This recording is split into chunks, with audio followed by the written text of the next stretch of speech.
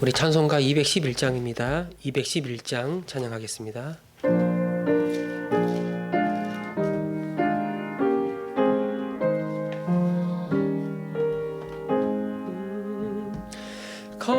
값비싸 양유를 주께 드릴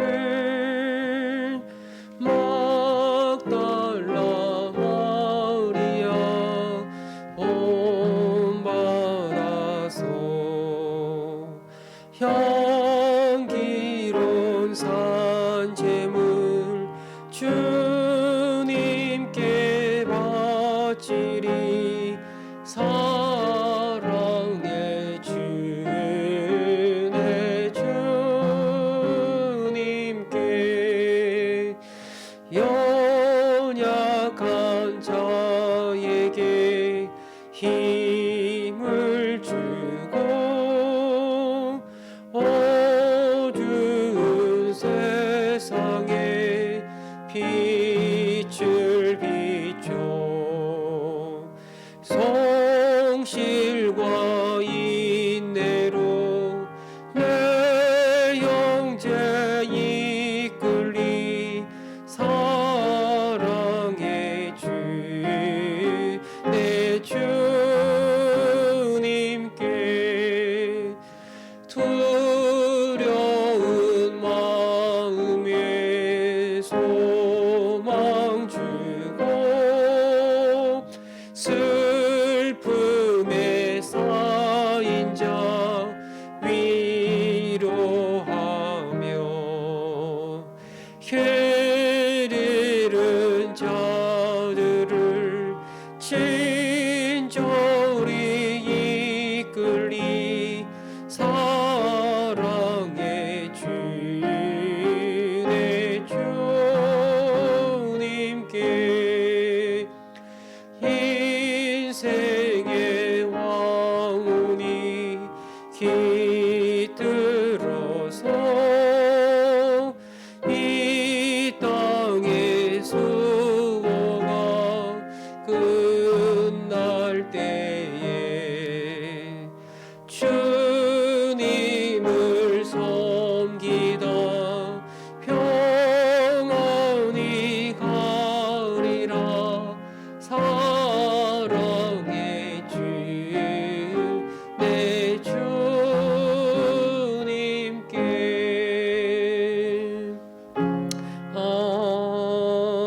아멘.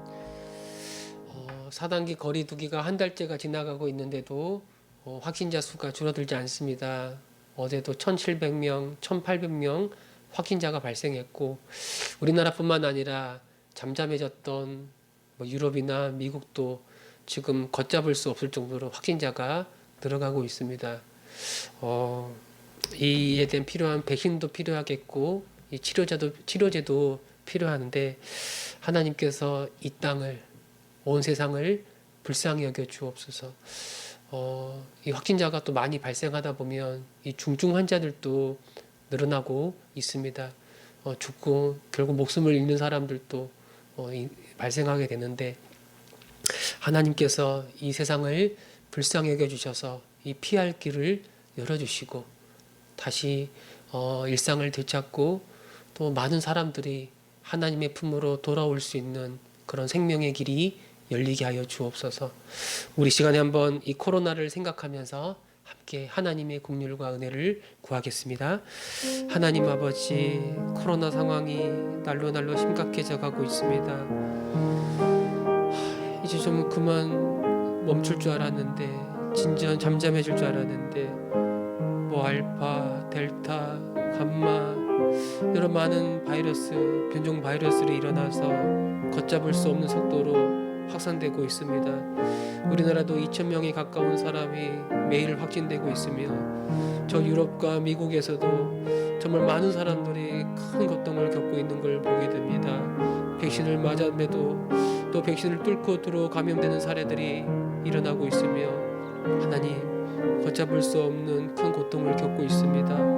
언제쯤 우리가 일상을 되찾고 하나님의 영광을 위하여 나아갈 수 있을지는 말 수 없사온데 하나님 우리를 불쌍히 여겨주셔서 긍휼을 베풀어 주시고 다시 살 수 있는 힘을 주시고 피할 수 있는 길을 열어 주옵소서. 좋은 백신뿐만 아니라 좋은 치료제도 속히 개발되게 하셔서 보급되게 하시고 이걸로 고통스러워하는 죽어가는 많은 사람들이 살아나게 하시고 한 번이라도 복음을 듣고 한 번이라도 주님께로 돌아오는 생명의 길을 열릴 수 있도록 우리에게 긍휼과 자비를 베풀어 주시옵소서. 하나님 은혜를 베풀어 주시옵소서. 우리를 도와주옵소서. 주의 은혜를 구합니다. 아멘. 주님. 하나님 아버지, 코로나가 더 확산되고 있습니다. 우리나라도 2,000명 가까운 사람이 매일 확진되고 있으며 우리나라뿐만 아니라 백신을 많이 맞은 저 큰 나라들도 또다시 많은 사람들이 감염이 되는 큰 어려움을 겪고 있습니다. 언제쯤 이 고통이 끝날 줄은 우리가 알 수 없지만 여전히 하나님이 이 모든 상황을 통제하고 이끌어가고 있음을 믿사오니 오직 주님의 긍휼과 오직 주님의 자비만 바라보며 우리가 기다리기를 원합니다. 불쌍히 여겨주셔서 잠잠해지게 하시고 일상을 되찾게 하시고 고통당하는 사람들이 건짐받게 하시고 한 번이라도 복음을 들을 수 있도록 생명의 길을 들을 수 있도록 하나님 우리에게 다시 한번 기회를 허락하여 주옵소서. 감사드리며 우리 주 예수 그리스도의 이름으로 기도합니다. 아멘. 말씀 보겠습니다. 말라기 2장 13절입니다. 말라기 2장 13절에서 16절 말씀 보겠습니다. 우리 한 절씩 교독하겠습니다. 13절부터 16절 말씀. 너희가 이런 일도 행하나니 곧 눈물과 울음과 탄식으로 여호와의 제단을 가리게 하는도다.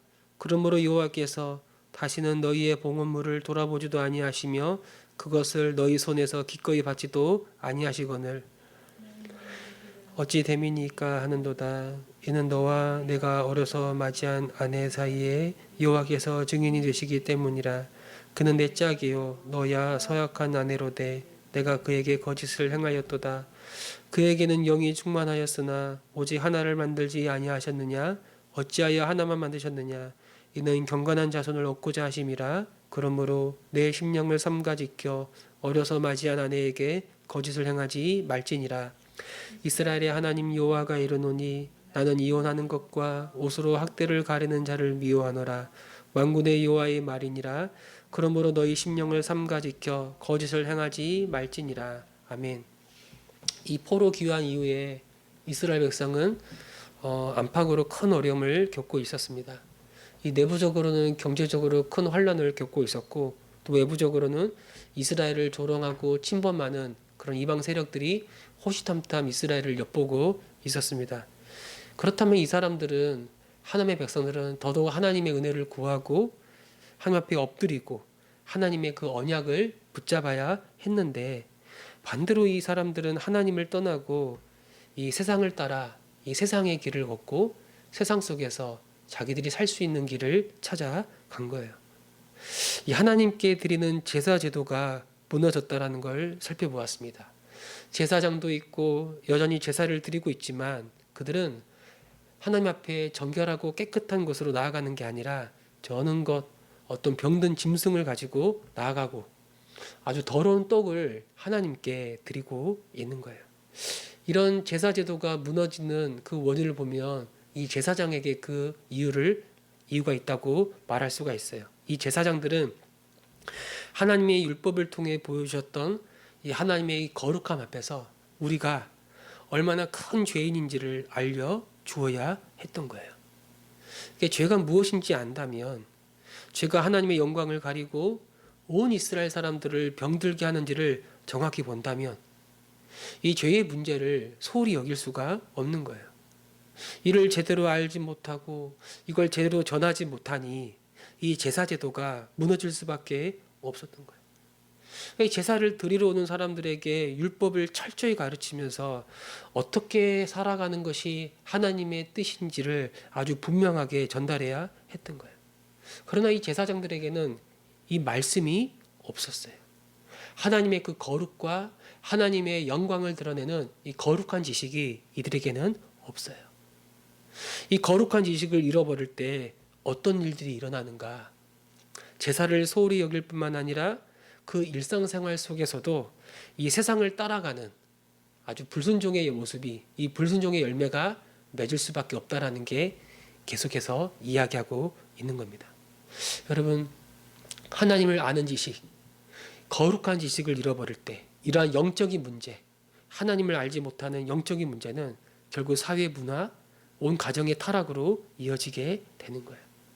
하나님 앞에 바로 서 있지 않으면 하나님의 그 은혜와 하나님의 사랑과 하나님의 그 거룩과 하나님의 그 공의로우심을 우리가 알지 못하면, 하나님께 우리가 받아들여지지 않는다면, 하나님으로 우리가 만족하지 않는다면 거룩한 삶을 잃어버리게 되는 거예요. 신자는, 하나님의 사람들은 거룩하게 살아가는 거예요. 그런데 이 거룩은 우리가 스스로 만들어낼 수 있는 게 아닙니다. 내가 거룩하게 살아가야지, 내가 하나님의 뜻대로 살아가야지, 이렇게 스스로 다짐하고 결심하고 결단한다고 해서 되는 게 아니에요. 하나님을 닮아가는 거룩한 삶은 우리 안에서, 이 세상에서 발견할 수 있는 게 아니에요. 바로 이 초월에 계신, 우리를 뛰어넘어, 이 세상을 뛰어넘어 초월에 계신 그 하나님으로부터 거룩하게 살 수 있는 모든 것이 우리에게 공급되는 거예요. 이런 의미에서 하나님을 알지 못하면, 하나님을 믿지 않으면, 하늘로부터 오는 그 은혜를 덧입지 않으면, 하나님의 그 용서와 하나님의 사랑을 알지 못하면 우리는 절대 이 거룩한 삶을 살 수가 없는 겁니다. 이스라엘 백성이 13절에 보니까 하나님의 제단 앞에서 울고 탄식합니다. 왜 이 사람들 울고 불고 탄식하는가? 하나님께 봉헌물을 바쳤는데 하나님이 그걸 받지 않기 때문에 그런 거예요. 왜 하나님, 우리가 정성을 다해서 하나님께 예배도 드리고 제물도 드리고 이렇게 헌금도 하고 그러는데 왜 우리의 제사와 우리의 예배를 받지 않으십니까? 그렇게 말하는 거예요. 하나님이 말씀하시기를, 하나님이 이 제사장들을 비롯한 이 이스라엘 사람들이 어려서 맞이한 아내에게 거짓을 행했기 때문이라고 말씀하고 있습니다. 이 거짓을 행한다. 14절 하반절에도 내가 그에게 거짓을 행하였도다. 15절 하반절에도 나오고 16절 하반절에 나오고 지난번에 11절에도 이 거짓을 행한다라는 표현이 반복되고 있습니다. 이게 무슨 말인가? 이스라엘 백성들이, 남자들이 결혼할 때 하나님 앞에서 서야겠던 것을 지키지 않고 아내를 배신하고 그 아내를 버리는 걸 의미하는 거예요. 왜 아내를 버리는가? 왜 아내를 버리는가? 이방 여인들과 결혼하기 위해서 아내를 버리는 거예요. 이방인의 딸들을 자기 아내로 맞이해서 좀 더 편안하고 좀 더 안락한 삶을 살기 위해 이 젊어서 취했던 아내, 자기 동족이죠. 하나님의 백성이에요. 그리고 하나님 앞에 내가 한 몸으로 살겠습니다. 서약하고 그때 결혼했던 사람인데 그 약속을 깨버리고 이렇게 나아가고 있는 거예요.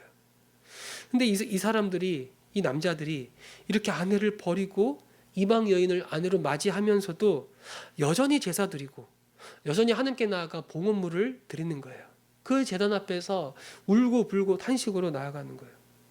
딱 보면 어떻습니까? 그 누구보다 뜨겁게 예배하고 그 누구보다 뜨겁게 기도하고 그 누구보다 탄식하는 거예요. 어찌 보면 이 종교적으로 흠잡을 데가 전혀 없어 보입니다.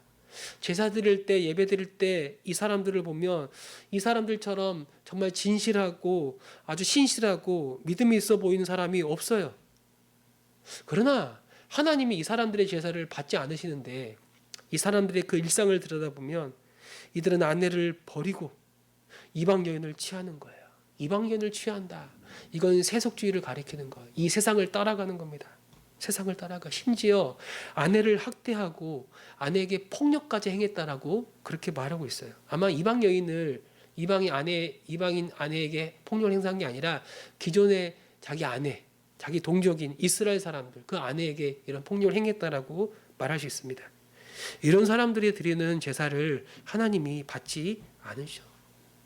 아무리 좋은 것으로, 아무리 많은 것으로 가져와 하나님께 드리더라도 하나님은 받지 않으시고 오히려 이걸 토해내시고 하나님이 아주 역겨워 하시는 거예요.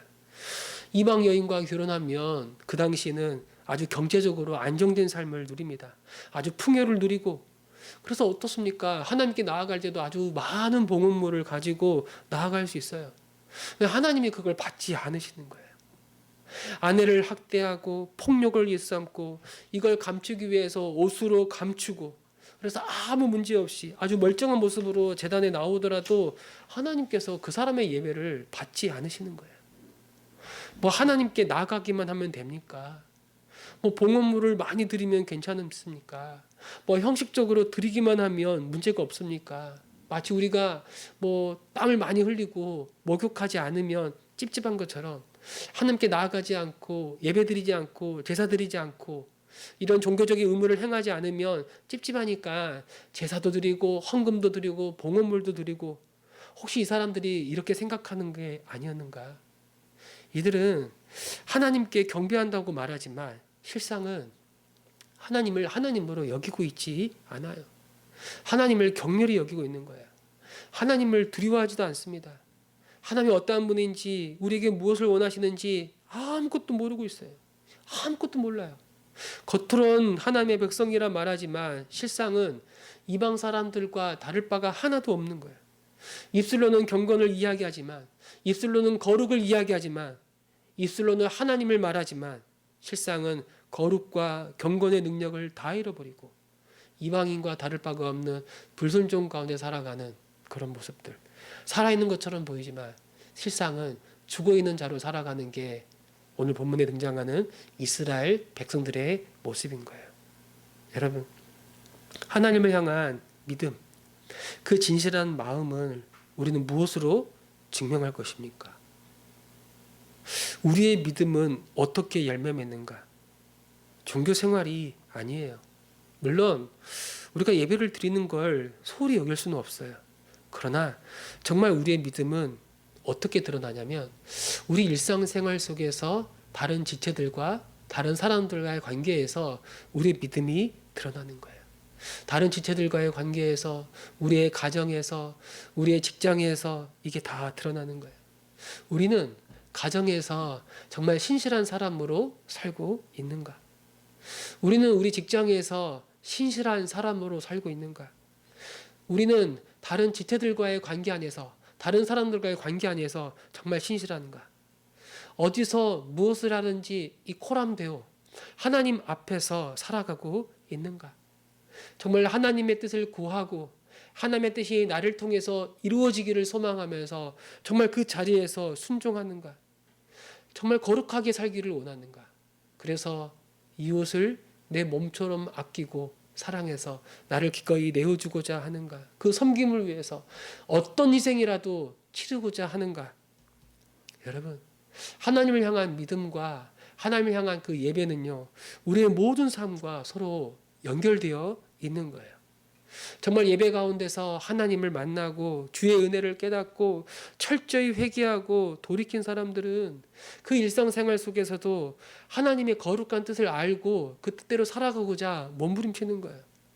또한 보이지 않는 하나님을 생각하면서 신실하게 살아가는 사람들은 더 은혜의 자리를 사모하고 더 예배 자리로 나아가게 하는 거예요. 신실한 사람들은 어떻습니까? 하나님 앞에서 내가 살아가는 삶이 너무 부족하고 너무 죄송하다는 걸 알기 때문에 더 주의 은혜를 구하는 거예요. 그 무너진 자리에서, 그 넘어진 자리에서 다시 주 앞에 찾아가고 자신의 모든 연약함을 고백하고 죄를 고백하고 하나님의 긍휼을 구하며 살아가는 거예요. 그리고 그 은혜에 붙잡고 다시 일어나서 그 일상을 주의 영광을 위해서 살아가는 것이고, 자기 이웃들을 위해서, 자기 아내를 위해서, 자기 일상에서 만나는 많은 사람들을 위해서 자기를 내어주며 살아가는 거라고 말할 수가 있는 겁니다. 하나님, 정말 참된 신자가 되기를 원합니다. 내 예배가, 하나님께 드려지는 우리의 예배가 하나님이 기뻐하시는 진정한 예배가 될 수 있도록 날마다 나를 쳐서 복종하고 마음을 다해 사랑하고 섬기는 자가 되게 하시고, 내가 일상에서 넘어졌을 때 다시 은혜 붙잡고 다시 은혜를 통해서 나를 일으키시는 주님을 예배의 자리에서 만나고 다시 일어나고 다시 거룩으로 나아가는 주님의 자녀가 되게 하여 주옵소서. 오늘 이 말씀이 저와 여러분 우리에게 도전이 되기를 바랍니다. 아멘.